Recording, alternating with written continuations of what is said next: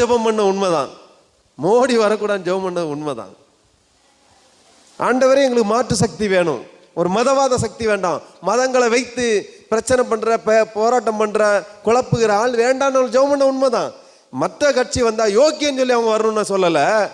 கொஞ்சம் ஊழியங்கள் அல்லது கிறிஸ்தவங்கள் முஸ்லீம் இந்துக்கள் ஒற்றுமையா இருப்பாங்க, கொஞ்சம் சண்டைகள் குறைவா இருக்கும், இவ்வளவுதான் விஷயம் அப்படின்னு.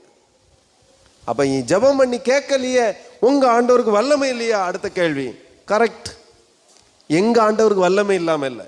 இன்றைக்கும் அற்புதம் நடந்திருக்கு, என் வாழ்க்கை இன்றைக்கும் அற்புதத்தெல்லாம் போயிட்டு இருக்கு, இன்றைக்கும் அற்புதங்களும் அதிசயங்களும் நடந்துகிட்டு தான் இருக்கு.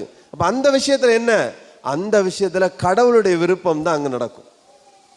அந்த விஷயம் எந்த விஷயம்னாலும் சரி, என்னுடைய விருப்பத்தை நான் ஆண்டவருக்கு தெரியப்படுத்தினேன், எனக்கு இது வேண்டாம் இன்னொன்னை கொடுவென்று. ஆண்டவர் அவர் விருப்பப்படி ஆள வச்சு ராஜாக்களை தள்ளி ராஜாக்களை